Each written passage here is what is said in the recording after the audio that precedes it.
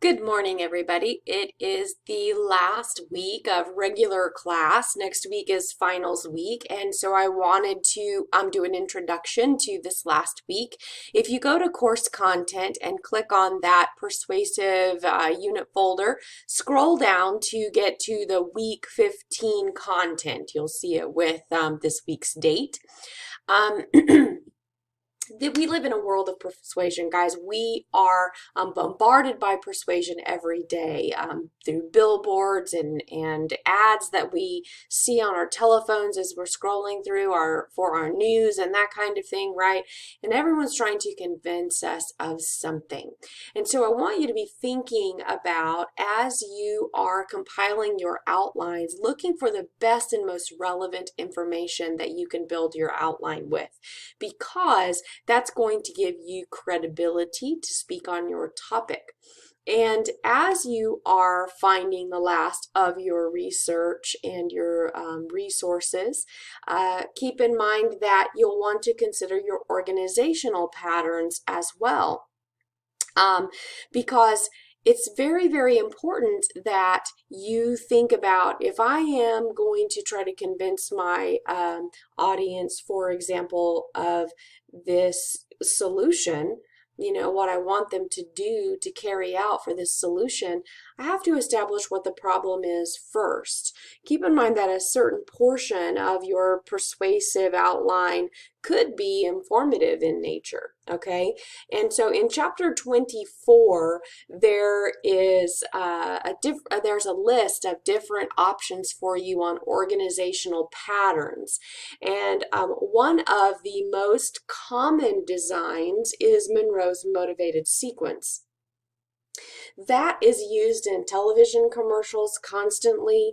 In fact, if we were going to be in class, I'd be having you, if we had a little bit more time, I'd be having you do an impromptu speech using Monroe's motivated sequence. The transcript of the persuasive speech in chapter 24 uses Monroe's motivated sequence. So you can see how important it is. So it's really important that you remember what those 5 parts are for the final, hint, hint, okay? There, of course, are some other ones to choose from as well, but it's important for you to think about as you are looking at your speech, identifying, what kind of claim am I making? Am I making a claim of value, a claim of policy, for example? And then based upon the type of claim that I am making and my topic, what is going to be the best organizational structure? All right, and then you'll follow the order for your outline on that. Now, as a reminder, if you turn in an outline that does not have at least the minimum number of required sources that you have typed out internally in the outline, how you're going to say your sources, and those sources are on a works cited page. If you turn something in like that doesn't have those sources, you will not get a grade on this outline. This is a big outline. It's worth 50 points this time. So you'll want to pay attention to formatting. You'll want to pay attention to the way you cite your sources, that they're done correctly on the works cited page. And I've showed you guys how to use Noodle tools before for citing your sources and that kind of thing. Of course, if you're using EBSCOhost, the e-portal to our library contains a lot of different databases that you could use for your persuasive speech. The Opposing Viewpoints database is a great one, so you can use that. Those have citation machines inside of them, but you'll want to just make sure you go back and double check your formatting. Sometimes because of operator entry, the title will be in all caps, for example, and you would want to change that when you put it on your outline. Nonetheless, you will want to really take care with this outline. One of the different requirements, as a reminder, is that you mark your persuasive methods. So you're going to put, for example, the word fact in bold, and then write out what the fact is that you are giving, and then the source for that as well. Or answering the opposition, those words will be in bold, and then you will do just that. in your outline. So make sure that you adhere to the guidelines of the assignment sheet, which is still open in this folder, so you can use it as a checklist. And then use the writing center. Proofread it carefully. Have someone else take a look at it. Make sure that it's done right. And that's due by Wednesday. All right. You need to submit your outline by Wednesday. Okay. And then if you are using a presentation aid, that will have to come in on Wednesday night as well, and you can just put it in the same assignment link. We don't have a separate assignment link for that because it's not required this time. But you can certainly use it if you think it will enhance the content of your speech. This speech is a little bit longer than what you may be used to, so you'll want to make sure that you practice it a lot. And because it's a little bit longer, keep in mind that a visual aid could be very effective for you in getting your point across to your audience. Okay, now there are a few days between the speech and the outline, and that is by design. I want you to practice, practice, practice, practice, practice. This speech is worth 200 points. It's the biggest one, and it can definitely affect your grade quite a lot. So you'll want to practice a lot. You will have the same guidelines as always. You can use only one index card for your information. You'll have a letter grade deduction if you use more than that. I don't want you to read from your card. And I don't want you to memorize the content of your speech because it comes out sounding like rote memorization and a little stiff when you memorize. So there may be portions that you memorize, of course, like the introduction so that you can have good eye contact and start with vocal power. But for the rest of the speech, don't memorize it, because if you get thrown on one word, that can really throw off your intensity for your speech. So use a good keyword outline. Don't put too much on that card, or you are going to be tempted to read from it, and that's going to hurt your eye contact. I want you to do this speech just like you would be doing the speech if you were in class. Dress nice, stand up, gesture, smile, etc. All right, so practice a lot. You can even record yourself, watch it, see what you're doing, work on eliminating any problems that you see, and then record it again, and then submit that recording for your grade. Now, as a reminder, you have to show your audience in that recording, and your video has to be unedited.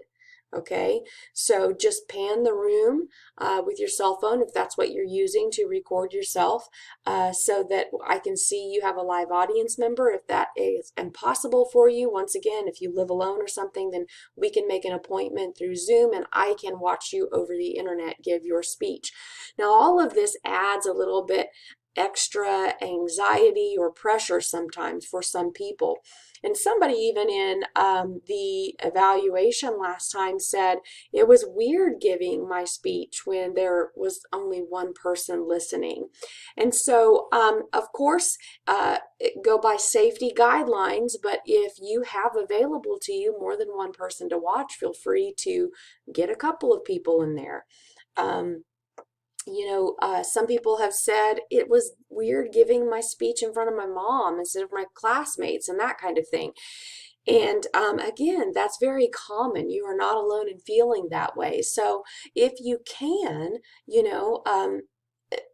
picture your class.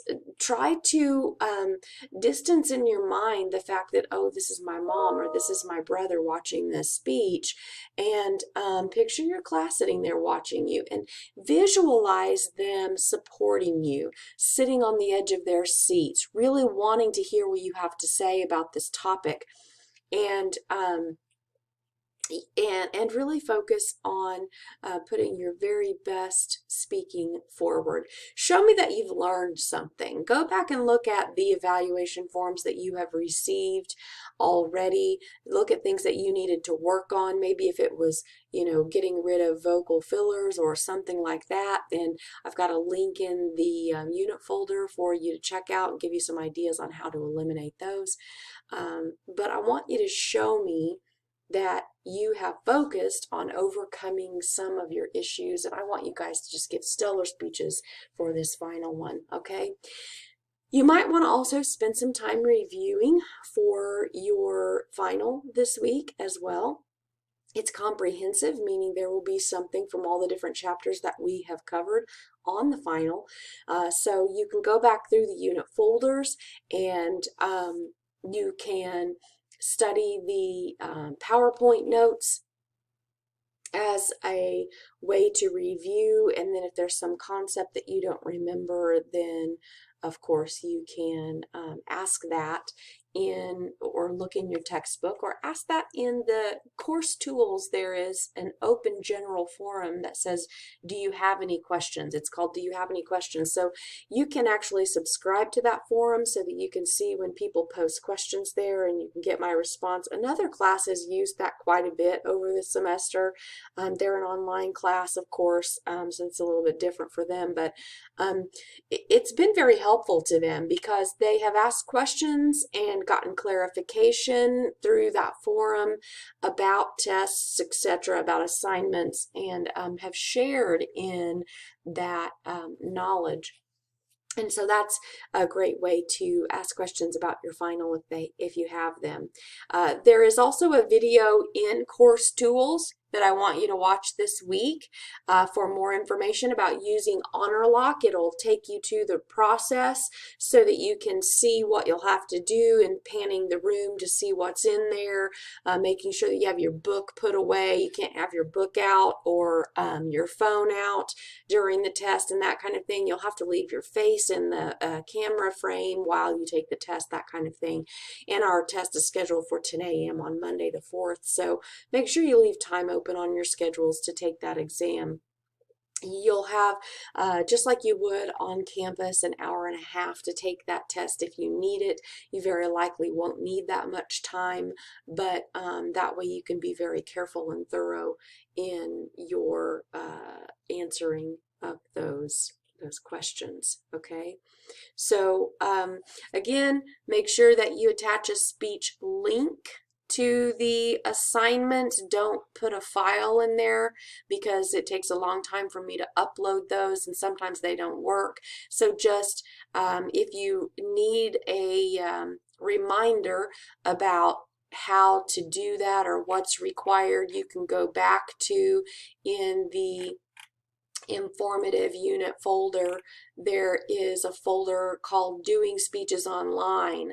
All right, and so there are attachments there about creating a YouTube account. Most of you have already done that because you did your speeches that way, and how to upload your videos. But then it also goes over the requirements like showing your audience that's unedited and that kind of thing, and that's in the unit folder. So again, one of the ways to be familiar with the Monroe's is you can watch this commercial and it'll show you the 5 steps identified in the commercial. Look at the transcript of the persuasive speech. It's a good speech. It shows you some good examples of how you cite your sources, and then attach your speech link no later than 9:30 p.m. on Sunday, May 3rd. Unfortunately, we don't have enough time left in class for you to do a peer evaluation of the finals, so we don't have daily points for that. But you'll want to make sure that you get your speech done as soon as possible, and let me know if you have any questions. Good luck, and see you soon.